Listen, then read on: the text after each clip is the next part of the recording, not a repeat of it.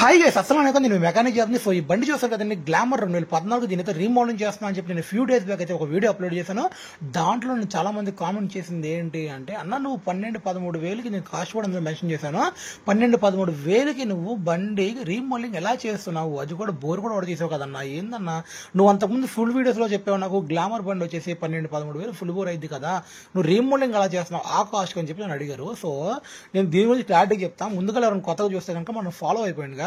మరి విషయం ఏంటి అంటే, మనం 2K వచ్చేసి ఇన్స్టాగ్రామ్ లో కంప్లీట్ చేసుకున్నాము. అలాగే యూట్యూబ్ ఛానల్ కూడా సబ్స్క్రైబ్ చేసేసుకోండి, త్వరగా మనం 2K కంప్లీట్ చేసుకోవాలి. సో మనమైతే చాలా దూరంలో ఉన్నాం 2Kకి.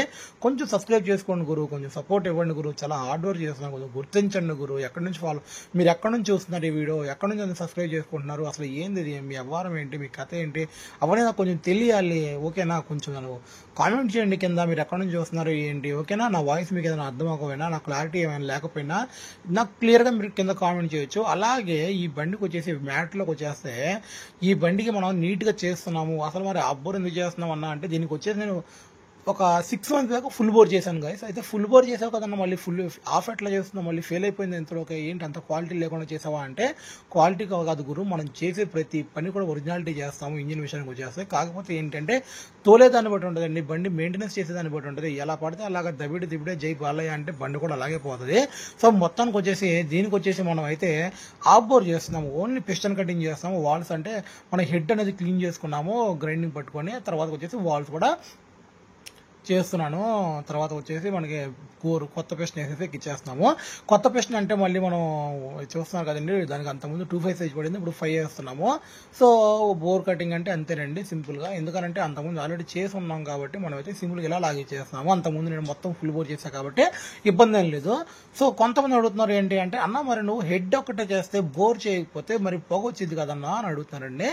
గురు నేను ఒక్కటే చెప్తున్నా చూడండి, మీకు బండి కొంచెం పాత బండి, ఒక బోర్ చేసి ఒక 2 సంవత్సరాలు అయింది, 1 సంవత్సరం అయింది, 3 సంవత్సరాలు అయింది అనుకుంటే అలాంటి బళ్ళకి మాత్రమే పొగ వచ్చింది, బోర్ చేసుకుని హెడ్ చేసుకోకపోతే.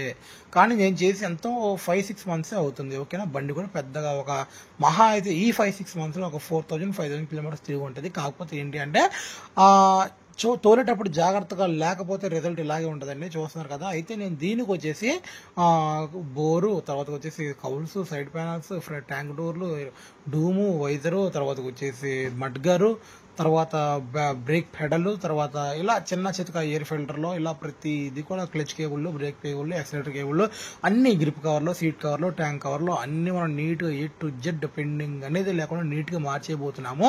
సో దీన్ని మొత్తానికి కలిపి అయితే నేను కస్టమర్కి అంతకుముందు 12,000 చిల్లర అయిద్దండి అని చెప్పాను. మళ్ళీ తర్వాత వచ్చేసి నాకు డౌట్ వచ్చి, ఎందుకంటే ఇంకేమైనా అవుతే చెప్పమ్మా అని చెప్పాడు కాబట్టి ఇంకొక 1,000 రూపీస్ అడిట్లో అనుకోండి అండి, కన్ఫర్మ్గా అయితే అంత లోపు అయిద్దని చెప్పా కస్టమర్కి అయితే. సో బండి అయితే మామూలు లేదండి బాబు, అసలు ఈ బండి కిర్రాకు ఉంది, నాకైతే షోరూమ్ పీస్ లాగా అనిపించింది. మళ్ళీ వెళ్ళైతే దాన్ని కాపాడుకుంటారో మళ్ళీ పాడు చేసుకుంటారో నాకైతే తెలియదండి. నేను చెప్పేది ఏంటి అంటే, ఎక్సలేటర్ చేతిలో ఉంది కదా అని చెప్పి రై రై రై అని తిప్పేశారంటే మాత్రం బండి కూడా అలాగే పోతుంది. బోర్ చేసిన బండికి ఏంటంటే గుండె ఆపరేషన్ చేసినంత లెక్క అండి, దాన్ని మాత్రం చాలా జాగ్రత్తగా కాపాడుకోవాలి కొన్ని రోజులు. ఓకేనా, గట్టిగా లోడ్ పడతాం, ఒక 2-3 ఎక్కడం, దాని మీద బరువు వేయడం ఇలాంటివి చేశారంటే మాత్రం బోర్ కన్ఫర్మ్గా ఫెయిల్ అయిపోద్ది. కొంచెం మనం జాగ్రత్తగా చూసి ఆచి తూచి అడిగేయాలి. సో మొత్తానికి వచ్చేసి దీనికి మనం వాటర్ వాష్ కూడా చేసేస్తున్నామండి. 100 బోరేకి ఇచ్చేసాము, వాటర్ వాష్ కూడా చేస్తాము. ఎందుకంటే దీనికి మొత్తం పీకేసాము. అసలు ఎందుకన్నా ఇలాగే వాటర్ వాష్ చేస్తున్నాం, మరి మొత్తం బండి చేయొచ్చు కదా అంటే, దీనికి పెయింట్ కొట్టాలండి. ఆడకాడ మొత్తం చిజాక అయిపోయింది, దీనికి మొత్తం పెయింట్ కొట్టాలి. మరి పెయింట్ కొట్టాలంటే కంపల్సరీ కూడా ఇది కావాలి. మరి ట్యాంక్ ఒకటే వదిలేసావేంటి అన్న, మరి ట్యాంక్ కూడా పెయింట్ కొట్టచ్చు కదా అంటే కొంతమంది అడుగుతారు. ట్యాంక్కి పెయింట్ కొడతాక ట్యాంక్కి ఎంసీ ఉందండి, దానికి మళ్ళీ ఎంసీలు అంటే మరి దానికి గ్యాస్ ఫిల్లింగ్ పెట్టేయాలి, లేకపోతే ట్యాంక్ చేంజ్ చేసేసుకోవాలి.